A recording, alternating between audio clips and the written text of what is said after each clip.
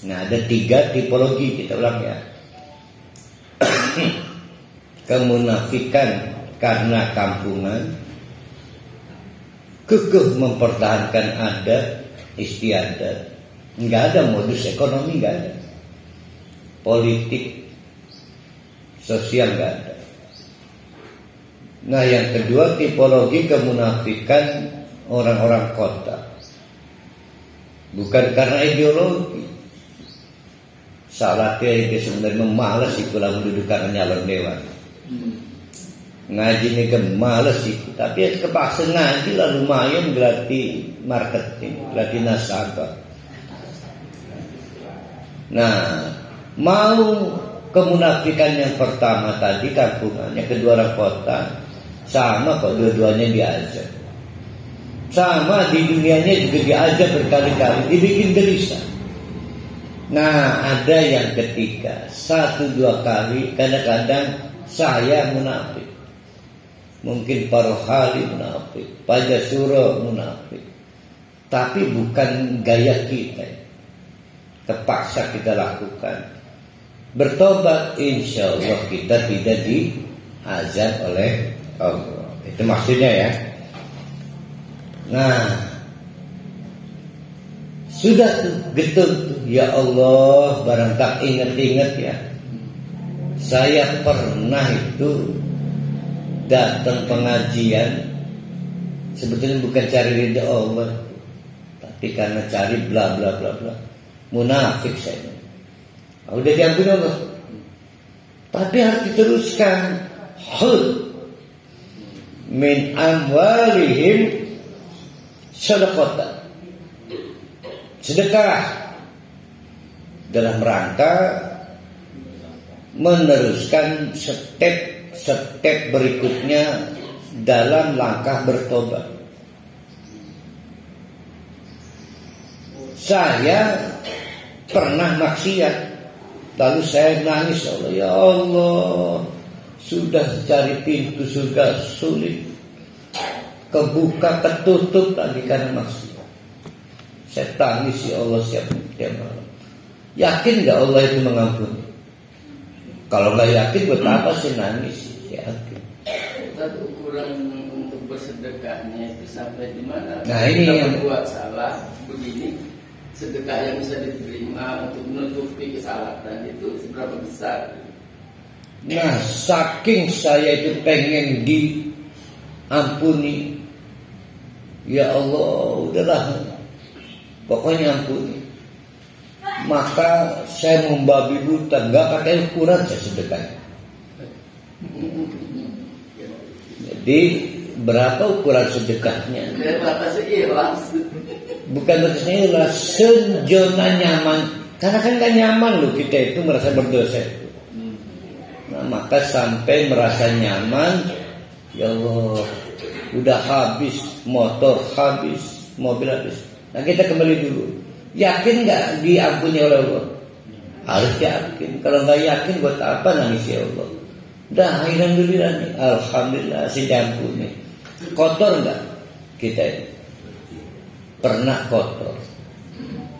Kita ini pernah kotor. Saya pernah kotor. Cuma kata Allah, don't worry, orang lain nggak lihat kamu kotor. Namanya ghafur, to cover, ditutupi. Dah, kamu boleh belanja ke warung, nggak ketahuan kok. Namun yang munafiknya itu orang tua kita, yang kita tahu itu pelaku bid'ah. Kita bagaimana? Nah, ini kita dulu bertobat orang. Ini mah kita bertobat dari kemunafikan. Kotor enggak? Kotor. Cucilah kekotoran bekas dosa kita, bekas yang kita udah tobat nih, dengan cara sedekah. Ya, kita ulangi ya. Saya nangis pada Allah, ya Allah, saya pernah melakukan kemunafikan dan gak mau. Gara-gara itu kemudian saya gak dapat surga. Tolong ampuni, nangis saya. Kata Allah, don't worry, jangan khawatir, saya ampuni. Tapi itu kamu tuh kaki kotor, tangan kotor, bekas kemarin kamu. Dicuci-cuci. Pakai apa ya Allah? Ya pakai harta kamu. Enggak, jadi infak itu banyak tunggangan. Ada infak dalam rangka bertobat, ada infak dalam rangka cari pahala. Banyak tunggangan. Nah, kalau infak dalam rangka bertobat, itu maksudnya denda apa bukan? Nah, bukan. Kalau denda ada angkanya. Kalau yang infak tobat itu semacam apa ya? Paruh hali melamun ngumbah kelan sabun batang. Ada orang yang nggak mantep kalau pakai kayak ini. Ah, itu namanya sedekah. Biar mantep ngumbah. Lamun pengenek nggak jakat. Zakat mudah dikaitkan infak dulu. Jadi kan sama aja pelakon bengek. Nah, sekarang begini, ini saya akan menjawab pertanyaan perhali yang tadi dan yang terakhir. Akhirnya di usia 65 dengan izin Allah ngaji di majelis ini, barulah sadar betapa jahiliyahnya perjalanan masalah. Nah, itu maksudnya. Bagaimana bertobat? Bertobat. Tangisi. Memang indahnya Allah kan begitu. Di usia 65 ketemu jalan orang lain mau usia 30 keburu mati. Belum sempat tobat. Tobat aja. Apa sih bedanya tobat yang seumur-umur jahiliyah dengan tobat yang baru sekali melakukan? Ada beda. Jadi ya tobat itu begitu. Nah, mandi kayu seluruh badannya kotor kalian. Nah, itulah sebesar itu infak.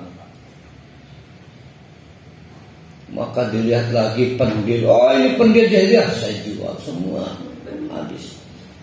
Tinggal satu yang belum saya kembalikan, istri. Nah, kalau istri ikut bertobat, ya teruskan perjalanan hidup. Jadi nggak ada masalah. Nah, bagaimana kalau orang tua itu tidak menyadari bahwa dia harus bertobat? Nah, gimana? Lah ya batasnya di situ, wa ma'alaika illal bala. Kita ulangi, bayar infak kalau memang sungguh-sungguh menyesali dosa, bayar infak.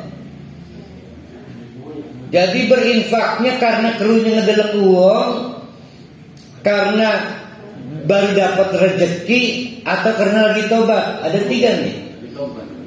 Tobat ya. Bukan karena lagi Muhammadiyah punya proyek, Eko punya proyek, Aisyah punya proyek, Persis punya proyek. Bukan karena melihat orang kasihan, bukan. Ini mah karena lagi bertobat. Sehingga diumumkan di media, mohon yang butuh uang, saya lagi punya uang di jalan Allah 1 miliar. Oh, nggak bingung mau kemana-kemana. Saya mau keluarkan ini 1 miliar.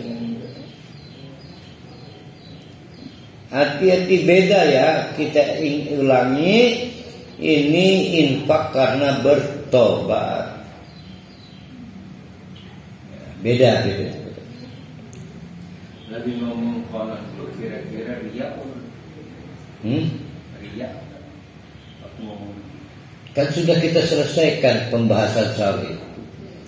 Ya, soal tangan kanan nggak lihat itu. Sudah kita selesaikan. Jadi nggak ada riaknya itu. Mumpuk lagi cari ini kok, ini mau lagi cari akal supaya hilang dosanya kok. Nggak kepikiran ria udah. Khud min amwalihim sadaqatan. Infak, sedekah, tutahhiruhum wa tuzakkihim biha, dalam rangka membersihkan badan.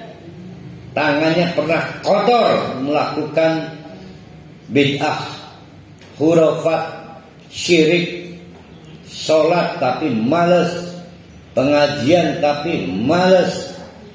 Wa tuzakkihim biha, dan dengan infak itu membersihkan hati. Itu harus berkaitan dengan jasad, tazkiyah berkaitan dengan hati. Nah, itu manfaatnya sedekah itu. Tapi cuma bab ini mah, dia dalil ngambil zakat. Oh iya, nanti akan ada penjelasan. Nah, dipinjam oleh penggiat zakat sebagai dasar zakat, ya silakan pinjam, nanti juga dikembalikan. Ya pinjam aja. Tapi kalau kronologis ya ini ceritanya.